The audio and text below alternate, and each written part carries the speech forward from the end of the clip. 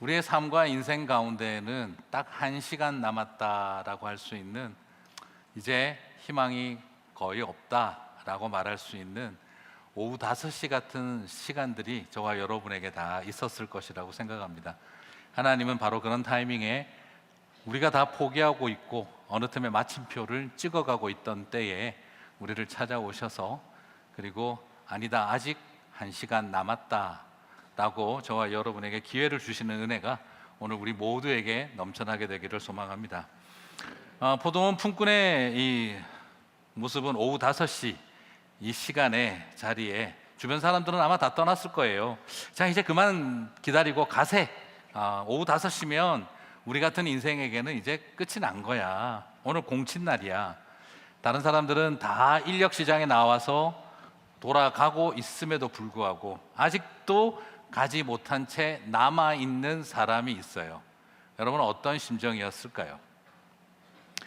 인력 시장에 나아가서 잡이 없고 오늘 내가 일하지 못하면 우리 새끼들 굶는다 하는 그 마음을 가지고 서 있는 사람이라면, 남들은 다 포기하고 돌아가는 그 시간도 그 남아있는 1시간을 끝까지 지켜야 했던 사람, 어떤 심정이었을까 하는 질문을 던지게 되어지죠. 뭐라고 해야 될까요? 희망이 있어서 남아있다? 저는 그렇게 생각되지 않습니다. 희망이 있어서 남아있는 게 아니라 할 수 있는 게 아무것도 없기 때문에 남아있는 사람, 그리고 희망이 있다기보다는 나는 절망하면 안 되니까 하고 포기하지 못하는 사람이라고 말할 수 있을 것 같아요. 세상엔 희망을 가진 사람, 희망이 없는 사람이 존재하는 게 아니라, 희망이 없어도 나는 절망하면 안 되니까. 왜? 나는 아빠니까, 나는 엄마니까.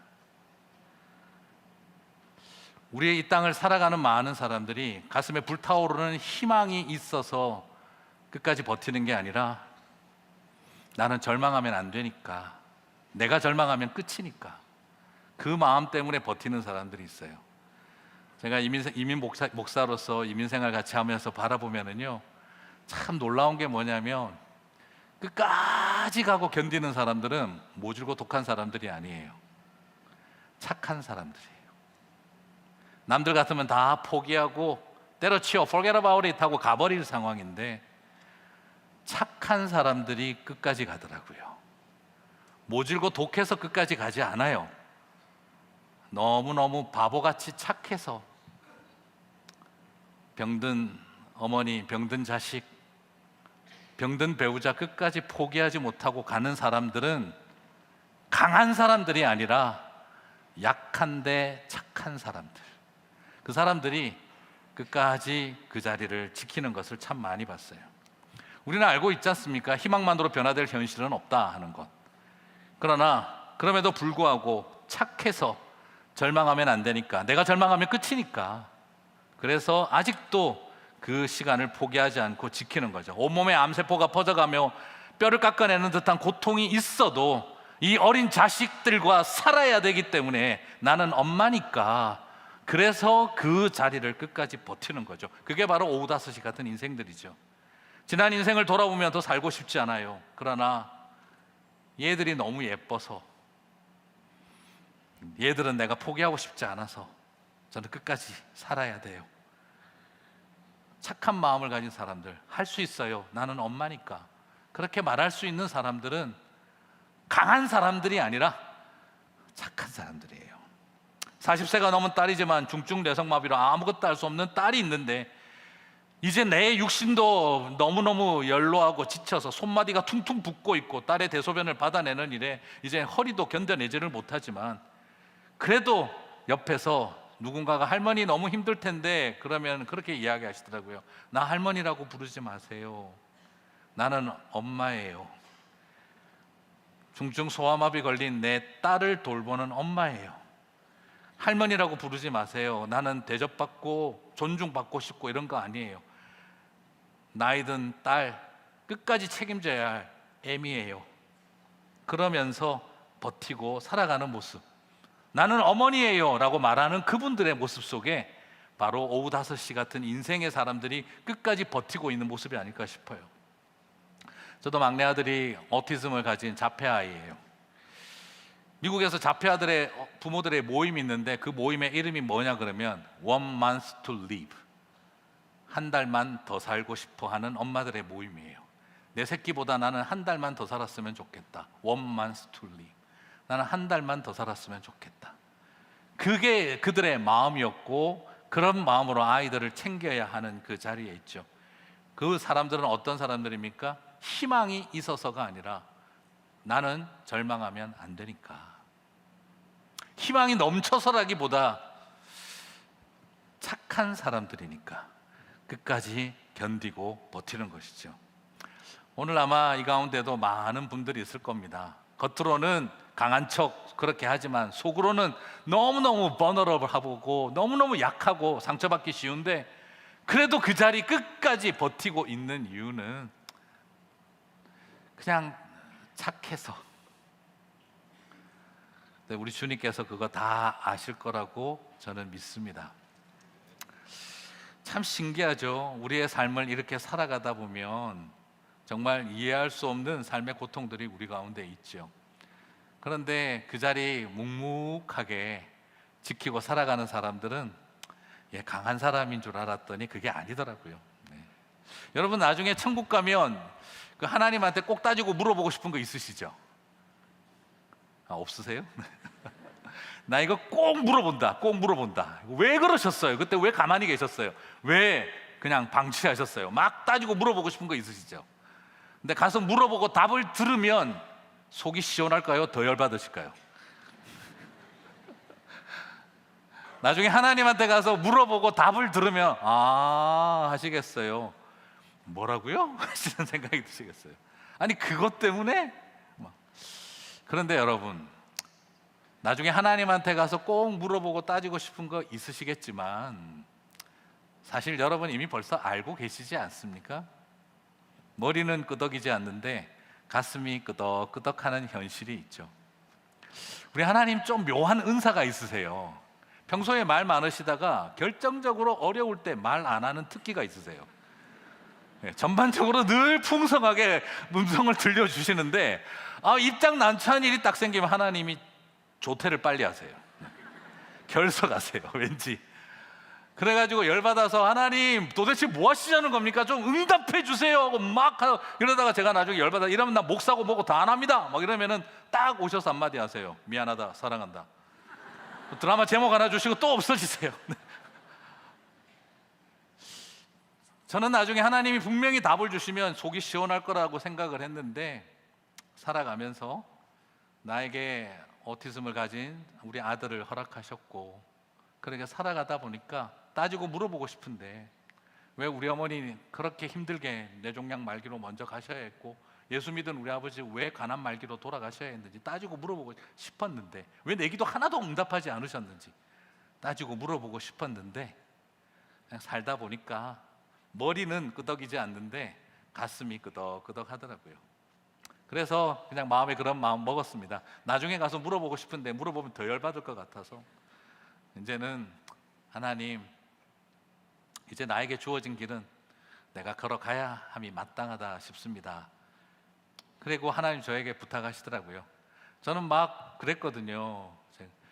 하나님한테 막 따지고 물어보고 싶었거든요. 그런데 어느 날 저는 상상도 못한 경험을 했어요.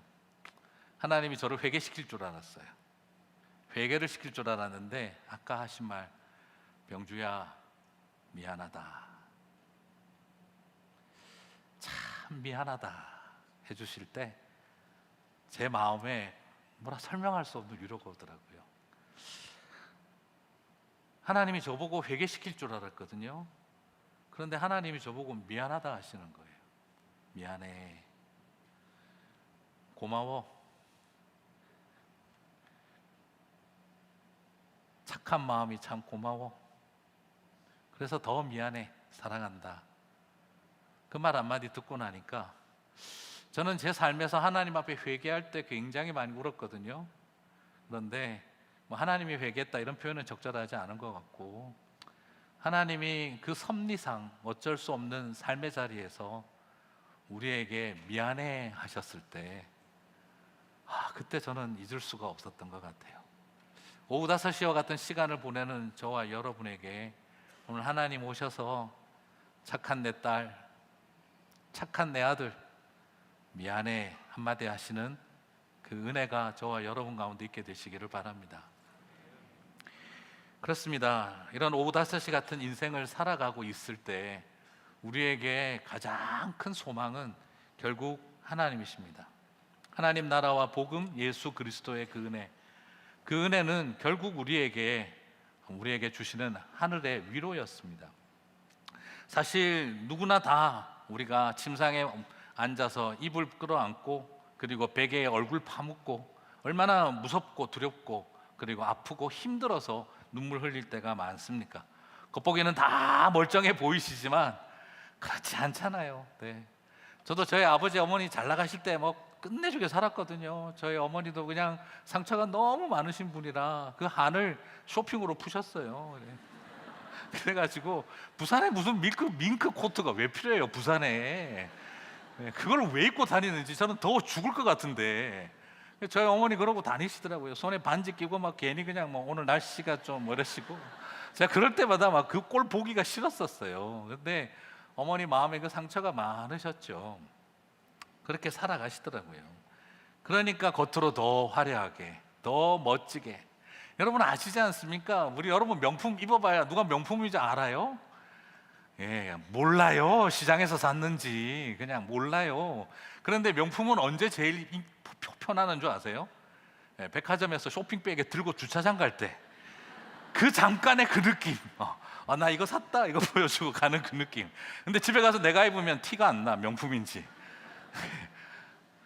시장에서 사 입어도 명품 같은 분이 있고 명품을 사 입어도 시장에서 사 입은 것 같은 그런 티 안 나는 우리들의 인생이 언제 표가 나느냐. 이거 잔뜩 들고 주차장 내려가고 엘리베이터 타고 갈 때. 그래서 굳이 에스컬레이터를 달고 내려가시죠. 좀 보라고, 나 이런 거 샀다고. 그래서 집에 가면 다 쇼핑백에 모셔놓는 분들이 많죠.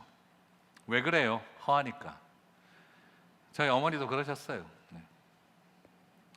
그런 마음을 가지고 살아갈 수밖에 없었던 자리. 나중에 그런 어머니가 예수님을 알고 믿게 되니까 저는 얼마나 좋았는지 모르죠. 그런데 왜 이런 어머니가 돌아가셔야 될까? 이렇게 빨리 예수 믿고 나서 뇌종양 말기. 아니 하나님 은혜를 주셨으면 행복하게 살게 해주시지. 막 하나님하고 싸우고 그런 한덩어리 가슴덩어리로 살아왔던 저희 어머니 아버지 정말 상처 많이 받으셨던 분들인데 그 오후 5시 같은 순간에 하나님 만났는데 더 행복하게 살게 해주시지. 저는 막 그런 생각이 많았는데요. 그렇지 않고 하나님의 나라가 그 마지막 순간에 그렇게 은혜로 주셨구나. 그걸 머리로 받아들이기보다 가슴으로 받아들이는데 시간이 걸렸지만 마음에 담을 수 있는 시간들을 보여주셨던 것 같아요. 사랑하는 성도 여러분, 우리가 살아가면서 오후 5시 같은 순간들 인생은 여전히 있습니다. 그러나 하나님은 여전히 저와 여러분을 향해 그의 나라를 열어놓고 계시는 줄 믿습니다. 공로로 가는 것이 아니라 은혜로 가는 삶이었던 것이죠. 오후 5시 같은 인생을 살펴보기 전에 먼저 아침 8시 같은 인생 한번 좀 살펴보고 싶어요. 품꾼들 보면 다 아침 7시, 8시에 들어가서 일을 시작을 하죠. 오후 5시 됐으면 사람들이 아무도 안 불러줬다는 이야기예요. 그 말은 무슨 뜻이겠습니까? 저거 사람 구실이나 하겠나? 일 똑바로 하겠나? 제대로 하겠나? 병 걸려 보인 것처럼 보일 수도 있고 나이가 들어 보일 수도 있고 그냥 누가 봐도 일 시키기 곤란한 사람처럼 보였을 것 같아요. 그런데 아침 7시, 8시부터 부름받은 사람들은 어떤 기분일까요? 그거 봐, 내가 이게 가지고 있는 이 몸이 되잖아, 얼굴이 되잖아, 인물이 되잖아. 그러니까 나 같은 사람은 데리고 써야지. 그죠? 하나님 저를 사용하시며 30배, 60배, 100배의 열매 보장드립니다. Deal or no deal. 이렇게 나갈 수 있는 거죠. 그런데 누가 봐도 오후 5시 같은 인생은 이거 불러서 어디다 쓰겠나 싶은 딱 그런 수준의 사람이었던 거죠. 그런 사람들이 유대인들이었습니다. 바리새인들이었던 거죠. 우리가 일찍부터 하나님에게 선택받은 백성이 된 것은 우리가 뭔가 괜찮아 보이니까 하나님이 우리를 쓰신 거겠지. 그래서 우리는 아주 일찍부터 선택받은 사람들이 된 거야. 이 바리새인들과 유대인들은 그런 착각 속에 빠져 살았죠. 내가 뭔가 잘했으니까 하나님이 쓰시지 않았겠어? 하나님도 나 같은 사람을 들어 쓰셔야 열매가 있지. 저런 인생 데리고 3배의 열매가 나오겠어? 3배의 손해를 볼 수 있지. 그러나 나 같은 인생은 30배, 100배의 열매를 드릴 수 있는 인생 아닐까? 사람들은 착각하고 있습니다. 구원을 공로로 여기고 있는 거죠. 여러분, 사실 이런 마음을 가진 사람들이 교회 안에도 의대로 많아요. 네. 내가 이 교회 섬긴 지가 몇 년인데 하면서 어느 틈에 내 머릿속에 내 공로가 가득한 거죠. 제가 예전에 한국에 있을 때 교회에서 어떤 분들이 싸우는데 희한하게 싸우시더라고요. 나중에 뭐라고 하시냐면, 네가 이 교회에 와서 마신 포도주가 몇 잔이야? 야, 싸워도 그거 가지고 싸우는 분들 처음 봤어요. 내가 말이지 이러면서 이제 교회 온 지 1년도 안 돼가지고 뭘 안다고 막 하면서 막 서로 부딪히신 거예요. 그래서 제가 그걸 쳐다보다가, 그래, 저분은 보혈의 잔에 참여한 게 아니라 포도주만 마셨구나. 포도주만 많이 마시셨구나. 제가 그런 생각이 들 정도였어요. 어느 틈에 세례를 받은 게 아니라 물에 빠지신 분이고, 보혈에 참여한 게 아니라 포도 주스만 실컷 드신 분이 돼버린 거예요. 여러분, 어느 틈에 우리 안에 이런 어떤 공로 어린 마음, 내가 그 전부터 잘했으니까 이것이 모든 것이 다 내가 잘해서 생긴 일인 것처럼 혹시 우리는 착각하고 있는 거 아닐까요? 이런 마음이요, 굉장히 많이 듭니다. 교회 안에서나 우리의 신앙생활의 여정에서 나는 은혜로 살아가는 게 아니라 공로로 이런 대우받을 자격이 있다라고 생각을 하고 있는 마음들이 우리 안에 틈타기 시작할 때 그 교회는요, 어렵습니다. 항상 강조하는 거죠. 똥물에도 파도가 있다. 항상 그걸 강조하고 절차 따지고 순서 따지고 내가 경험 많은 사람이라는 걸 강조하게 되어져요. 하지만 하나님의 은혜는 우리가 될성 푸른 떡잎이라서 쓰시는 게 아니라 싹수부터 노란 인생이라 할지라도 주님은 숲을 만들어 가는 분이라는 겁니다. 오후 5시 같은 인생, 어떤 사람들일까요? 그 당시 유대인들의 노동 환경은 10시간 노동이었어요. 그래서 낮 12시 정오에 누가 불러주면 소위 말하는 노동 전문 용어로 반대가리라 그러죠. 밤 푹삭이라도 받을 수 있어요. 하지만 그 이후에는 아무런 가능성이 없습니다. 아침부터 나와서 한 사람 한 사람 불려가는데 나는 그냥 계속 가만히 앉아 있어야 돼요. 건강하고 힘이 좋으니까 나는 당연히 불러주겠지 싶지만 안 불러갔어요. 저도 실제로 아버님 사업 실패하고 난 다음에 신학대학 다닐 때 그때 너무 어린 나이에 전도사 나가기도 그렇고, 그래서 저도 열심히 인력시장에 나가서 소위 말하는 노가다판에 나가서 그냥 방학 때 일을 하려고 나갔었어요. 나가면 저 같은 사람 분명히 불러줄 거다. 힘쓸 만하게 보이니까. 그죠? 여러분 보셔도 그렇죠? 그죠? 요즘 하나님 앞에 크게 쓰임 받고 있는 이런 상태에 있으니까, 그러니까 분명히 나는 당연히 뽑혀가겠지 생각을 하고 있었는데요.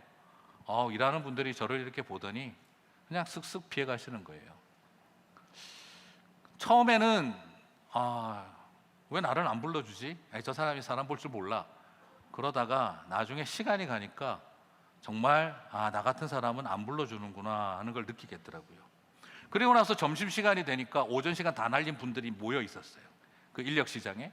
근데 이분들이 다 가방에서 샌드위치랑 감자 같은 거 꺼내가지고 드시면서 오후에 어떻게 하든지 반품삭시라도 받으려고 시간을 보내고 있는데, 대화를 하고 있는데 이게 대화를 하고 있는데 대화가 안 돼요. 뭐냐면 오로지 신경이 전부 다 저 입구 쪽에 가 있어가지고 먹고 이야기를 하는데 전혀 연결이 안 돼요. 한 분이 그러는 거예요. 야, 우리나라는 저기 이 군부 독재 때문에 다 망했어. 그러니까 옆에 있는 분이 그래, 맞아. 그래도 박정희 대통령 때가 참 좋았어, 그지? 이렇게 대화를 하고 있는 거예요. 아니, 어떻게 이런 대화가 가능한지를 제가 옆에서 이해가 안 가는 거죠. 그 말은 무슨 말입니까? 난 네 말이라고 있는 게 아니라 소리로 들릴 뿐인 거예요.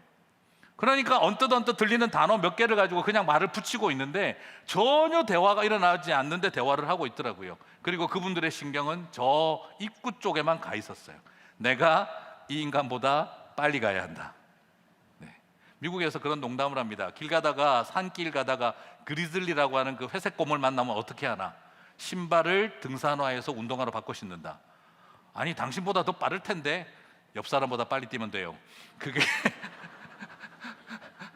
사는 길이라는 거예요.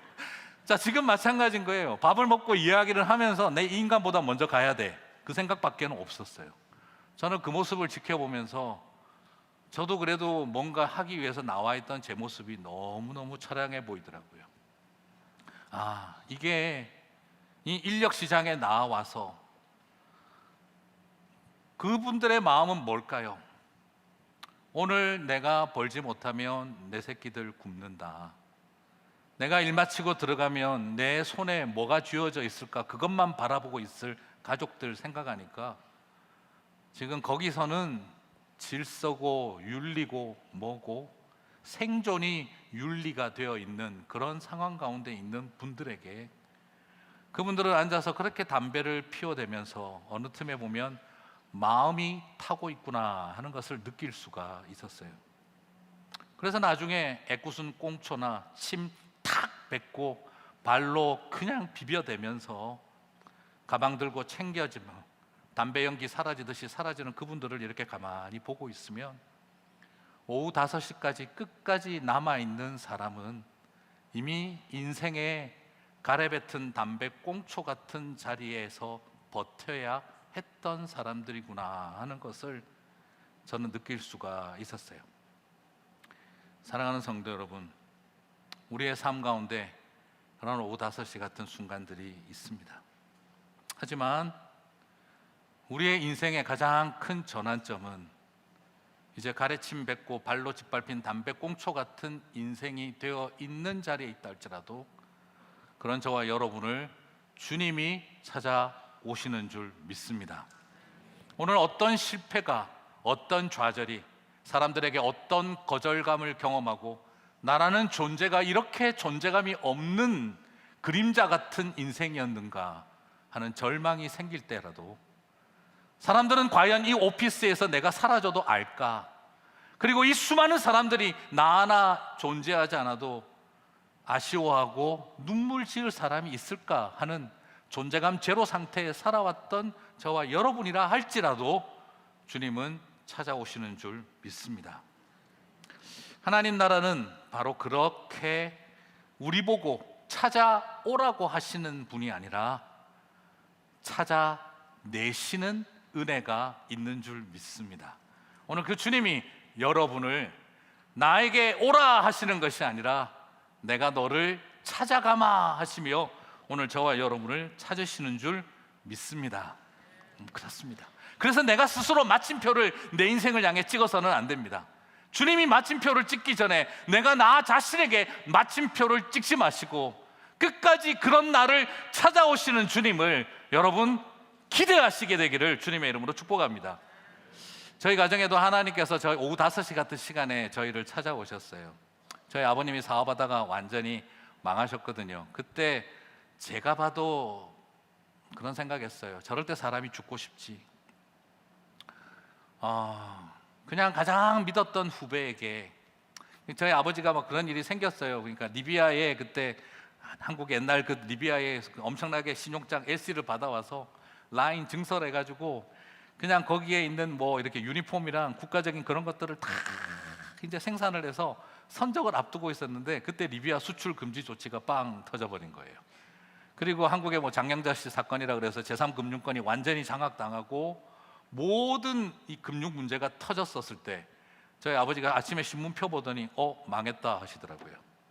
그리고 나서 일어났던 자금 경색과 어려움들로 인해서 소위 말해서 진짜 망하게 됐어요. 근데 저희 아버지가 편법을 쓰셨죠.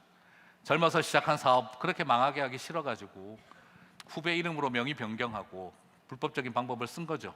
그래가지고 어떻게 하든지 이 회사를 유지해주면 나중에 이 은혜는 잊지 않으마 하며 머리를 잔뜩 쓰셨다가 드라마 찍으신 거죠.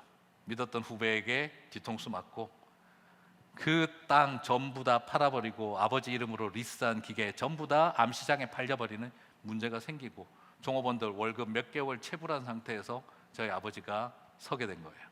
그러니까 어떤 마음이겠습니까?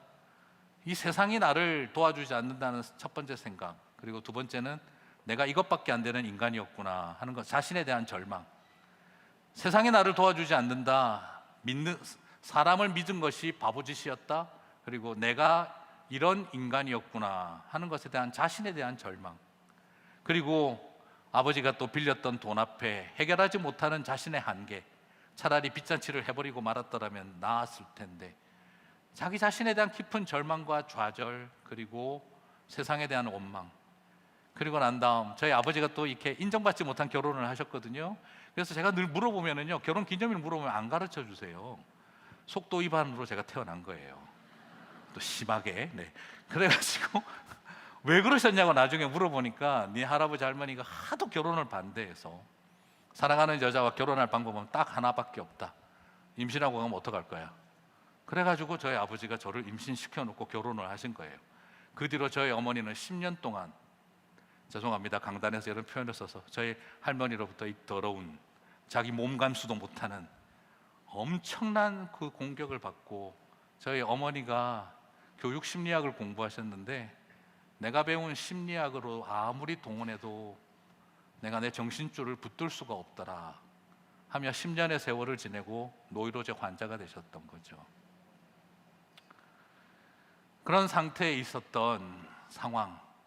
그래서 그런 문제 때문에 아버지는 인정받고 싶어가지고 돈을 벌면 전부 다 할아버지 이름으로 땅 사드리고 인정받고 싶어서. 그런데 나중에 망하시고 난 다음 저희들 손을 잡고 가셨어요. 괜찮아, 할머니 집에 가 있어, 아버지가 좀 해결할 테니까. 그런데 갔더니 이사를 가버리신 거예요. 저희들에게 알리지 않으시고, 그리고 모든 동산 싹 정리해서 올라가 버리신 거예요. 그때 저희 아버지가 벽을 치면서 우시더라고요. 어미에게 버림받은 자식. 그리고 그때 할아버지 투병하실 때 저희 아버지 가슴에 상처가 있었거든요.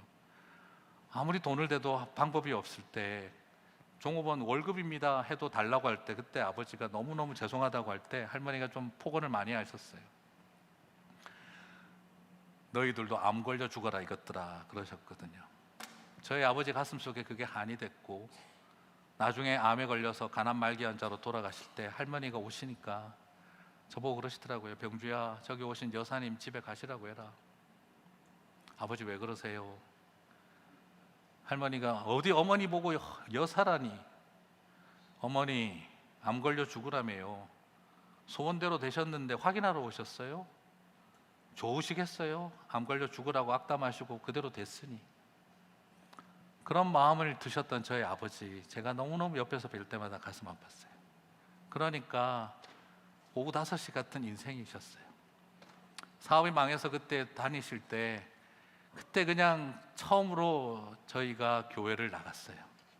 그렇지만 교회 갈 때도 너무너무 힘들고 어려웠었죠.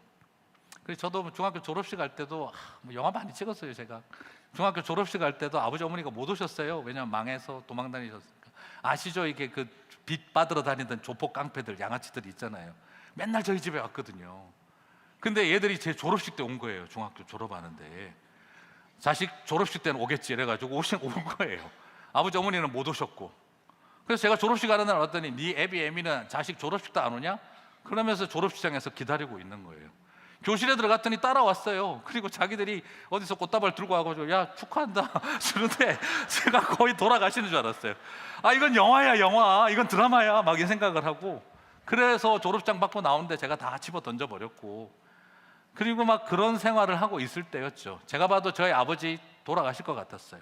할머니에게 버림받은 사람, 자기 자신에게 절망한 사람, 가장 믿었던 후배에게 배반당한 마음, 그리고 또한 세상에게 거절당한 마음. 저는 어느 날 경찰이 찾아와서 아버지 시신 확인하러 가자, 저는 그럴 날을 마음으로 기다리고 있었어요. 그런데 크리스마스, 그런 저희가 교회를 다녔는데 제가 교회를 처음 나갔죠. 제가 교회를 처음 나갈 때 제가 정상이 아니었어요.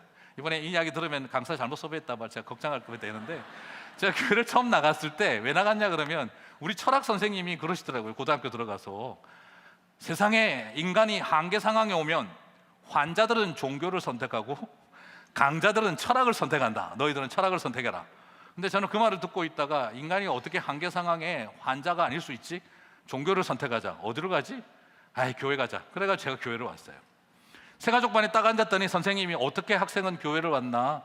우리 철학 선생님이 그러는데 환자들은 종교를 선택한다 그래서 제가 지금 아무래도 정신적으로 한계에 와서 저 교회를 왔습니다. 그러면 자네는 천지창조나 예수님의 부활이나 뭐 동정녀 탄생 이런 건 어떻게 생각하나?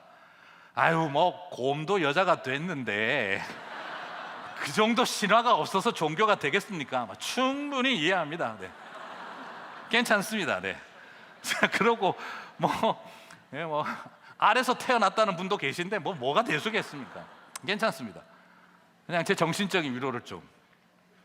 실제로 그때 제가 너무너무 마음이 괴로워가지고 했던 일이 뭐냐면 낚싯줄 풀어가지고요 헝클어서 다시 감는 일이었어요.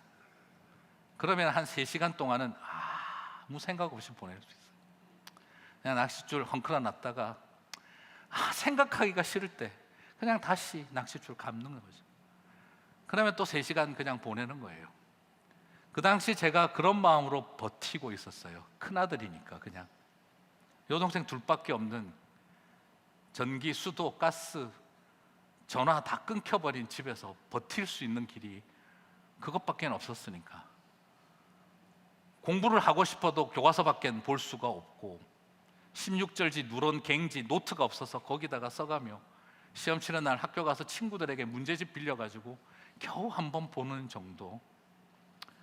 버스를 갈아타야 되는데 돈 아끼려면 걸어가야 했고, 점심때 도시락은 없었으니 정말 수돗물 털어서 물 마시고, 그때 조금 밥 더 먹었으면 지금보다 덩치가 더 컸을 가능성이 있는데, 그런 시간들을 보내었던 저였고, 그런데 크리스마스 이브 때 아버지가 오신 거예요. 그래서 교회 가서도 저는 그냥 늘 문제였었죠. 그런 상태였으니까. 그래서 새가족반에서 질문 몇 개 했더니 그 다음 주에 가니까 전도사님이 저를 따로 공부하자 그러더라고요. 다른 애들이 시험에 든다고. 그냥 교회를 그렇게 다녔었어요.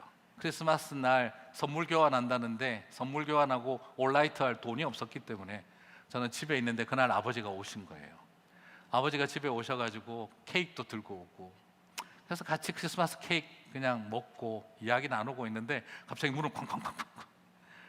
누구냐고 그랬더니 송 사장 안에 있는 거 알아, 나와! 막 이러고 소리 지르는 게 보니까 이 양아치들은 크리스마스 때도 와가지고 분명히 이때 올 거라고 생각하고 잠복 근무를 하고 있었던 거예요. 주님이 오시고 천사들이 와야 되는데 깡패가 임재하셨어요. 덩치 큰 저희 아버지는 나가려고 하시는데 제가 아버지를 잡았어요. 제발 조용히 하시고, 제가 이 사람들 많이 상대했으니까 알아요. 아버지 제발 그냥 있으세요. 그리고 제가 부엌에 가서 칼을 들고 나갔어요. 식칼을 들고 나와서 고등학교 1학년짜리가 그 문 앞에 서서 온 동네 사람 다 들리게 아파트 그 긴 복도 이렇게 해서 소리를 질렀어요. 집에 여동생 둘밖에 없고 깡패들이 쳐들어왔어요. 제발 경찰서에 신고 좀 해주세요. 제발 경찰서에 신고 좀 해주세요. 온갖 소리를 질러대며 제가 칼을 들고 앞에 서니까 그 양아치 같은 깡패들도 당황을 한 거죠. 고등학생이 눈에 불을 켜고 나오니까. 그래서 저를 쳐다보더니 야, 네가 우리랑 싸워서 이길 수 있을 것 같아? 근데 제가 또 드라마 하나 찍었죠. 못 이기겠지. 그러나 하나는 죽일 수 있겠지. 누가 죽을래? 하고 제가 나갔던 거예요. 오늘 강사 섭외 잘못했다. 자꾸 그런 생각. 무서운 사람 왔다 이번에. 고1 때 제가 눈에 불을 켜고 나오니까 얘들도 놀랬는지 가만히 쳐다보더니 다음에 보자 하고 아파트 사람들이 막 나오고 이러니까 난리가 나니까 가더라고요. 그리고 방에 들어와서 칼을 내려놨는데 다리가 후두루두루 떨리고 주저앉아서 울었어요. 그때 저희 아버지가 저한테 나오시더니 저를 끌어안고 같이 한참 우시고 병주야, 사실 너희들 얼굴 마지막으로 보고 아버지 죽으려고 했다. 근데 네가 살려고 몸부림치는 걸 보니까 애비가 살아야겠다는 생각이 든다. 어떤 일이 있어도 포기하지 않을게. 미안하다 하고 우시더라고요. 그리고 제가 교회에 가서 나간다고 이렇게 그 새벽송 한다고 특송 연습하고 노래 부르고 있는데 혼자서 뒤에서 얼마나 울었는지 몰라요. 정말 이렇게 오신 걸까? 내가 약할 때 강함 주고 가난할 때 우리를 부욕해 하신 나의 주 감사. 그 찬양이 제 마음속에 들어오고, 그래서 이 땅에 예수님이 오셨구나 하는 것을 고백하는 싸움이 저에게는 얼마나 큰 싸움이었는지 몰라요. 그렇게 오후 5시 같은 시간에 하나님은 저를 찾아오셨고, 그때 제가 기도하는데 만약 한 명이라도 나섰더라면 어떻게 됐을까? 그리고 내 인생은 어떻게 됐을까? 생각만 해도 두렵고, 하나님이 나를 지켜주셨구나, 그들을 붙잡아 주셨구나. 저는 그 고백이 들면서 그 다음 다윗이 그 가드왕 아기스 앞에서 미친 체하며 벽을 긁으며 침을 흘렸던 그런 심정에 하나님이 그에게 시편을 주셔서 하나님이 나를 지키셨다 하신 게 이런 거였구나 하는 걸 뒤늦게 알 수 있었죠. 저희 아버지도 참 많은 치열한 싸움을 그때부터 겪어오셨어요. 정말 그러는 가운데 아버님이 나중에 이제 교회를 다니시게 됐지만 쉽지 않으셨어요. 그래서 그냥 뭐 맨날 그냥 마음에 그냥 교회는 다니는데 그냥 하나님은 붙드는데 술이 안 끊어지시는 거예요. 그래서 그냥 밤새도록 그냥 막 돈이 없으니까 그냥 깡소주만 드시다가 아침에 그냥 오시지 또 새벽 기도를 가시네요. 그냥 가서 뒤에 앉아서 그냥 주님 뱃속에 좀 넣으셨으면 좀 그냥 오시지, 또 거기서 주여 하다가 또 다 토하고 그냥 막 교회 쓰러져 계시고.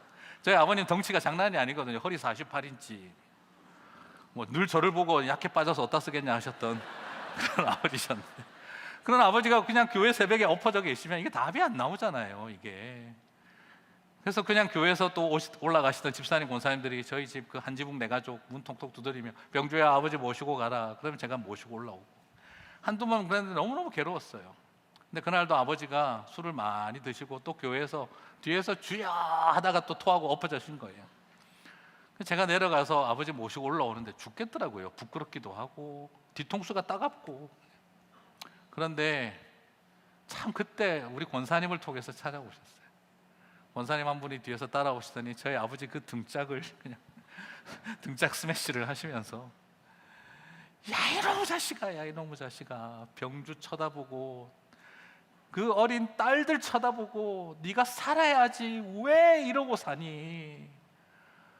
제발 자기 죽이지 말고 좀 살아라 이놈아, 살아라 이놈아 하고 등을 때리면서 우리 권사님이 우시는데, 네 같은 남편 두고 나도 죽는 줄 알았고 네 와이프 어떻게 말할 거냐, 그래도 좀 제발 숨 끊고 살아라, 왜 너를 죽이니, 너를 죽여, 자식들을 살려야지.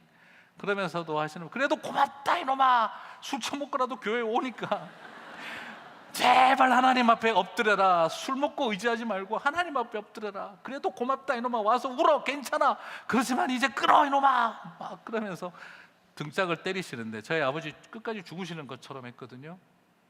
근데 알아요, 울고 계시더라고요. 만약 한 사람이라도 따라 나와서 어디서 술 퍼먹고 교회 와서 엎어져서 자냐, 다시는 니네 같은 것들 교회 오지 마, 그랬더라면 저도 교회 못 갔고 저희 아버지도 못 갔을 거예요. 그런데 그 권사님이 다른 사람들 들으라고 하신 거죠. 이런 사람 불쌍히 여기라고. 저도 그때 울었고 저희 아버지도 울었어요. 그리고 나서 하나님이 이런 우리를 포기하지 않으시는구나. 그 이후로 저희 아버지가 술 끊고 이렇게 혼낸 말이 아니라 그 권사님의 등짝 스매시, 그래도 고맙다 이놈아, 술 처먹고 교회라도 오니까 그래도 자식 생각하고 너 생각해서 끊어, 종교적으로 말하지 않고 사람을. 그 결과 저희 아버지가 마음을 잡으셨어요. 그리고 어느 날 돈을 좀 버셨는지 마음 잡고 열심히 일하시다가 우리 오늘 갈비 먹으러 가자. 돈이 어디 있다고 아빠? 이랬더니 오늘 돈 좀 벌어서 갈비 먹으러 가자. 그래서 그 해운대 달동네 판자촌에 저희가 있었는데 그 해운대 그 암소갈비집에 저희를 데리고 간 거예요. 엄청 비싼데 아버지 괜찮냐고. 그러니까 야 옛날 우리 잘 나갈 때처럼 한번 먹어보자, 아빠가 돈 좀 벌었어. 그래가지고 해운대 암소갈비집에 저희들을 데리고 간 거예요. 그래가지고 고기를 굽는데 먹는데 여러분 보시면 알지만 제 여동생들도 키가 168 다 이렇거든요. 우리 가족들이 먹었다 그러면 이게 장난이 아니에요. 근데 아버지가 5인분 시키시는 거예요. 5가족 5인분. 근데 아버지가 먹다가 보니까 아버지가 뼈에 붙은 고기만 드시고 계신 거예요, 어머니하고. 그래서 제가 아버지 고기도 좀 드세요 어머니 했더니 저희 아버지가 저를 보시면서 병주야, 갈비 먹을 줄 아는 사람들은 이 뼈에 붙은 살을 발라 먹는 게 최고다. 제가 너무 마음이 그래가지고, 그래서 저도 뼈에 붙은 살을 먹기 시작을 했어요. 그러자 저희 아버님이 아니 왜 그래, 고기 좀 먹어 이러길래, 아버지는 혼자서 맛있는 거 먹으려고 그러세요. 그랬더니 저희 아버지가 저를 가만히 보시면서 우리 아들이 고기 먹을 줄 아네? 그러면 눈물이 글썽글썽 하시더라고요. 그래서 이번에 해운대 갔는데 그 해운대 암소갈비집이 리모델링 안 하고 그 기와집 모양 그대로 있더라고요. 친구 목사가 가서 밥 먹자 이러길래 나 저기 못 들어가겠다.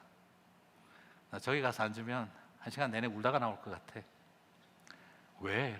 아이 그냥 나한테는 좀 사연이 있어. 가자고 하는데 괜찮아, 난 저기 못 갈 것 같아. 나중에 내 자식들 데리고 오면 여기 와서 아빠가 그렇게 밥 먹었던 적 있다, 그 이야기 한번 하고 해주고 싶어. 난 지금은 내가 못 들어갈 것 같아. 그런 마음이 들더라고요. 그리고 와서 그 해운대 판잣집에서 같이 앉아서 가정 예배를 드리는데, 그날 가정 예배를 드리는데 우리 가족이 찬송을 불렀어요.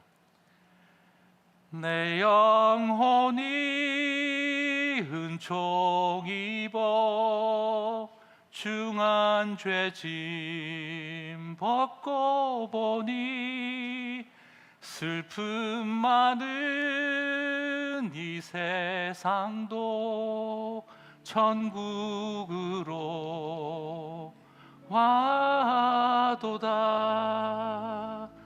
할렐루야 찬양하세.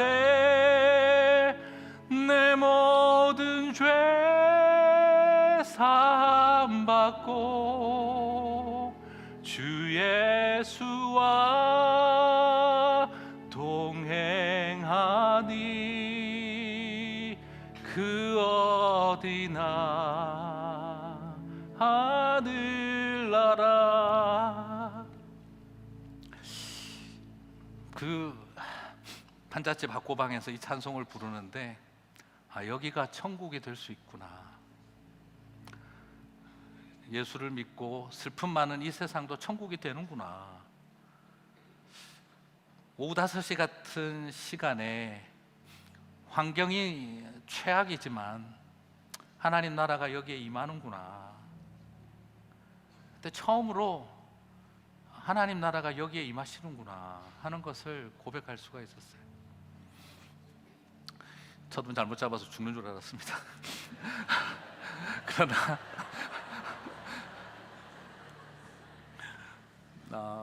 정말 하나님 은혜가 그런 우리에게도 찾아오시는구나.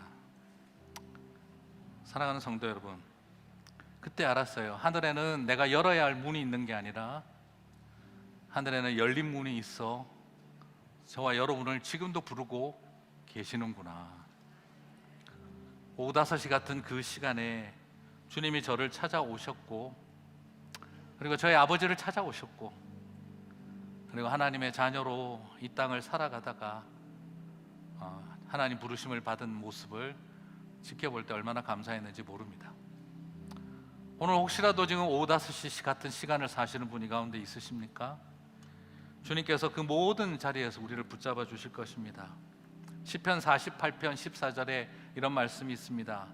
이 하나님은 영원히 우리 하나님이시니 그가 우리를 죽을 때까지 인도하시리로다. 이 하나님은 우리 하나님이, This is God, our God. 하나님이 우리의 하나님이시니 그가 죽을 때까지, 원어적으로 본다면 죽음을 넘어서, 죽을 때까지, 죽음을 넘어 우리를 인도하시리라. 그래서 영어 성경은 God will guide us forever 이라고 번역을 하고 있는데, 죽음을 넘어 우리를 인도하시리라. 여러분, 어떤 오후 5시와 같은 시간을 보내고 있으시든지 주님이 마침표를 아직 찍지 않으셨습니다. 하나님이 마침표를 찍지 않은 일에 여러분이 마침표를 찍지 마시고, 열어야 할 천국 문을 찾아다니지 마시고, 열린 문에서 저와 여러분을 향해 손 내밀어 주시는 주님을 붙잡을 때 슬픔 많은 이 세상도 천국으로 화하도다. 그 놀라운 역사가 저와 여러분 가운데, 우리 만나교회 성도님들 안에 가득하시기를 주님의 이름으로 축복합니다. 기도하겠습니다. 하나님 감사합니다. 오늘 이 시간 이곳에 있는 많은 성도님들이 오후 5시 같은 시간들을 살아왔고 살아내었고 견뎌왔습니다. 그래서 그 수많은 상처들이 이제는 하늘의 별처럼 빛나게 하신 것을 바라봅니다. 여전히 또한 오후 5시 같은 시간들을 보내고 견뎌야 하는 사람들이 가운데 있습니까? 주님, 그 마음을 붙잡아 주시고 미안하다 말씀하여 주실 때 세상에 알 수도 없고 줄 수도 없는 위로를 받게 하여 주시옵소서.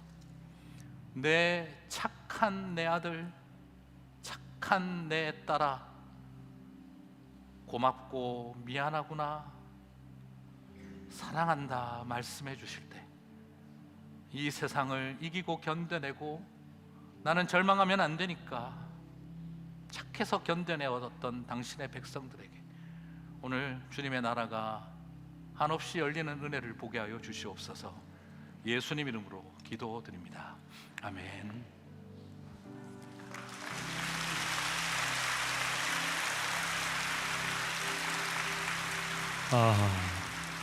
여러분들 중에 혹시 오후 5시를 맞이한 분들이 있습니까? 오늘 우리들에게 찾아오셔서 말씀하시는 내 영혼이 은총 입어 중한제짐 벗고 보니 슬픔 많은 이 세상도 천국으로 화하도다. 오후 5시 같은 인생을 바꾸시는 하나님 앞에 우리들이 고백했으면 좋겠고, 음을 죽지 않을 만큼 잡아주시고, 이제 오후 2시 반 한번 예배를 남겨놓고 있는데 여러분들이 함께 또 말씀을 나누고 푸드코트 잘 활용하시고 오후 2시 반에 만나면 좋을 것 같아요. 내 영혼이 은총 입어, 내 영혼이 은총 입어 중한 죄짐 벗고 보니 슬픔 많은 이 세상도 천국으로 화하도다. 할렐루야 찬양하세. 내 모든 죄 사함받고 주 예수와 동행하니 그 어디나 하늘나라. 주의 얼굴 이 시간 예배하는 주의 거룩한 백성, 하나님 우리의 인생의 막장에서 마지막 순간에 하나님 앞에 찾아온 믿음의 사람들이 있습니다. 우리의 인생에 스스로 마치 편을 짓지 않는 사람들 되게 하여 주옵소서. 아버지 하나님, 열린 하늘 앞에 서게 하여 주옵소서. 아버지 하나님, 우리들이 믿음으로 하나님 앞에 서게 하여 주시기를 소원합니다. 주님, 우리의 인생이 할렐루야 주님을 찬양하는 인생이 되게 하소서. 아버지 하나님, 우리의 인생이 바뀌어 주님을 찬양하게 하여 주옵소서. 하나님 앞에 예배하는 인생이 되게 하여 주옵소서. 믿음으로 살아가는 인생이 되게 하여 주옵소서.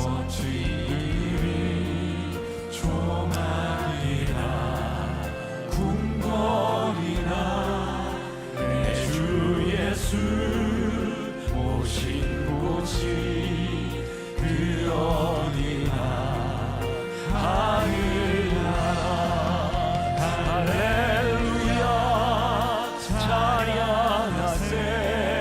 내 모든 죄 사함받고 주 예수와 동행하니 그 어디나 할렐루야 할렐루야 찬양하세. 내 모든 죄 사함받고 주 예수와 동행하니 그 어디나 하늘나라. 우리 가운데 오후 5시에 막다른 길에 서 있는 사람이 있습니까? 아니, 우리의 인생 가운데 그 시간을 지나지 않는 사람이 누가 있겠습니까? 오늘 하나님께서 우리들에게 찾아오셔서 주는 큰 위로의 말씀을 듣습니다. 우리가 하늘 문을 찾아 여기저기 헤매는 사람이 아니라 오늘 우리를 향해 활짝 열려진 하늘 문을 향하여 주님 이 손을 붙잡아 주옵소서. 하나님 우리와 함께하여 주옵소서. 내 인생을 주님께 맡깁니다. 동행하여 주옵소서. 고백할 수 있는 거룩한 주의 백성들 되게 하여 주옵소서. 할렐루야 할렐루야 찬양하는 인생이 되게 하여 주옵소서. 지금은 우리 주 예수 그리스도의 은혜와 하나님 아버지의 무한하신 사랑과 성령의 인도하심이 오후 5시에 있을지라도 우리를 포기하지 않으시는 하나님으로 인하여 내 인생의 마침표를 찍지 아니하고 열린 하늘문을 향해 담대히 서 나가는 당신의 사랑하는 모든 백성들 위해 지금부터 영원까지 함께 하시기를 간절히 축원하옵나이다.